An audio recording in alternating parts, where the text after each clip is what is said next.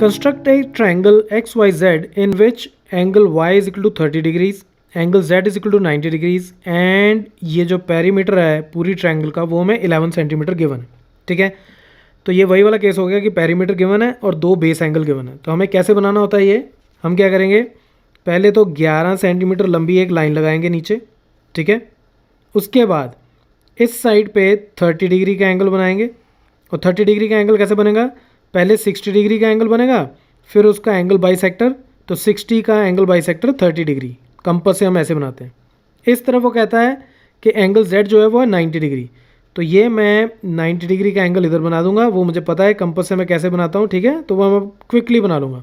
उसके बाद मुझे क्या करना है कि ये जो मैंने एंगल लिया है इसका एंगल बाइसेक्टर लेना है और यहाँ से इसका एंगल बाइसेक्टर लेना है। ये दोनों एंगल बाइसेक्टर जहाँ पे इंटरसेक्ट करेंगे वो मेरा पॉइंट होगा x। ठीक है, क्योंकि y और z जो हैं उन पे मुझे एंगल्स बनाने हैं, तो y और z मेरे नीचे होंगे। ठीक है, जिन पे एंगल बनाना होता है वो इस लाइन पे होते हैं और जो यहाँ पे नहीं मेंशन होता वो पॉइंट यहाँ पे मिलता है हमें x। उसके बाद ये जो मेरी एक लाइन सेगमेंट आई, इसको d मान लो, इसको e, dx, इसका मैं परपेंडिकुलर बाइसेक्टर लूँगा, इधर से इसका परपेंडिकुलर बाइसेक्टर लूँगा। तो ये जो दो पॉइंट आएंगे इनको मैं ये ज्वाइन करूँगा तो मेरी ट्रायंगल XYZ बन जाएगी। ये हम ऐसा क्यों करते हैं, इसका अगर आपको नहीं आइडिया तो ये मैं लिंक दे रहा हूँ टॉप राइट कॉर्नर में, पहले उसको देख लेना, कॉन्सेप्ट क्लियर होगा तो कंस्ट्रक्शन बड़े आराम से हो जाएगी। अब हम इसकी कंस्ट्रक्शन करते हैं। तो सबसे पहले 11 सेंटीमीटर लंबी एक लाइन लगाओ, तो ये मैं यहाँ पे 11 सेंटीमीटर लंबी ये एक लाइन लगा देता हूँ यहाँ पे। ठीक है, और इसको बोल देता हूँ पॉइंट D और इसको E।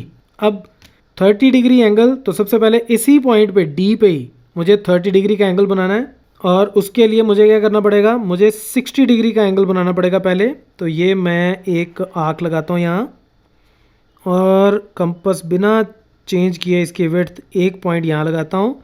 तो ये जो मेरा एंगल बनेगा ये 60 डिग्री का एंगल होगा। ठीक है, तो बेहतर यही होता है कि आप हमेशा इनको बना लो। तो मैं इसको ऐसे बना देता हूँ डॉटेड, ताकि हमें पता हो कि ये हमारा मेन एंगल नहीं है। ठीक है, उसके बाद मुझे इसका एंगल बाइसेक्टर चाहिए, क्योंकि मुझे 30 डिग्री चाहिए, तो 60 का हाफ 30 होता है। तो उसके लिए मैं यहाँ से एक आर्क यहाँ लगाऊंगा और यहाँ से बिना कंपास चेंज किए एक आर्क और लगाऊंगा और फिर इन दोनों पॉइंट्स को मैं ज्वाइन कर दूंगा, तो ये मेरा 30 डिग्री का एंगल बन जाएगा। अब एंगल बाइसेक्टर का फंडा अगर आपको नहीं पता तो मैं रिकमेंड करता हूँ कि जो लिंक मैं टॉप राइट कॉर्नर में दे रहा हूँ वो देख लेना कि एंगल बाइसेक्टर ऐसे कैसे बन जाता है।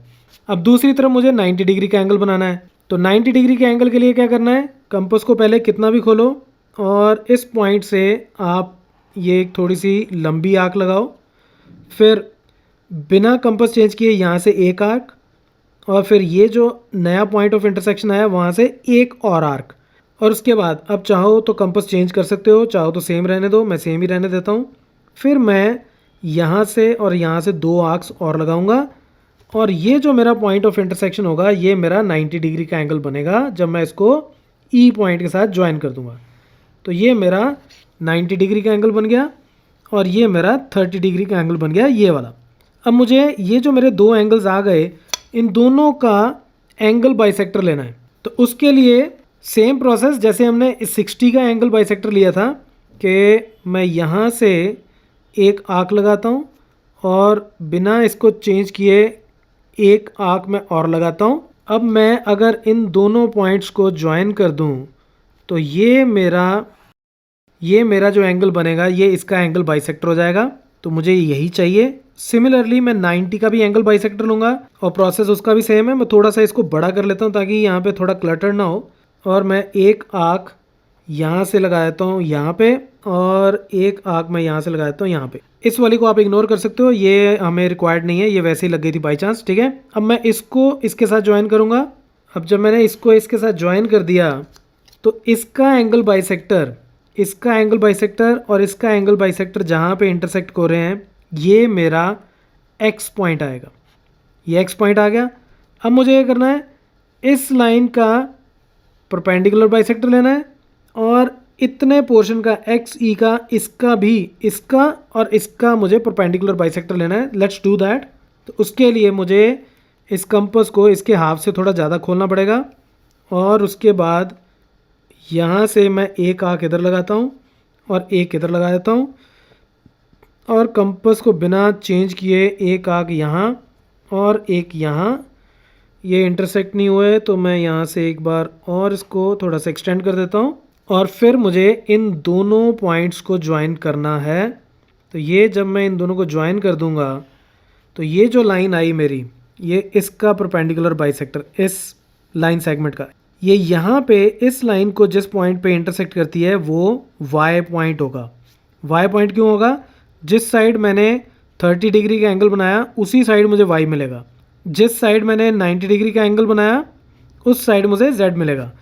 अब मुझे इसका भी परपेंडिकुलर बाइसेक्टर लेना है, तो मैं इसका भी परपेंडिकुलर बाइसेक्टर ले लेता हूँ।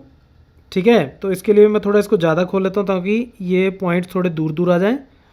और उसके बाद यहाँ से ये मैंने एक कर्व यहाँ लगाई, एक यहाँ, इसको मैं थोड़ा सा और एक्सटेंड कर देता हूँ।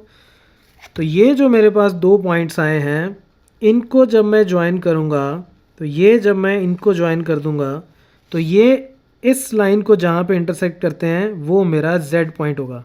तो अब मैं x और z इसको ज्वाइन कर देता हूँ और साथ में y और x इसको भी ज्वाइन कर देता हूँ।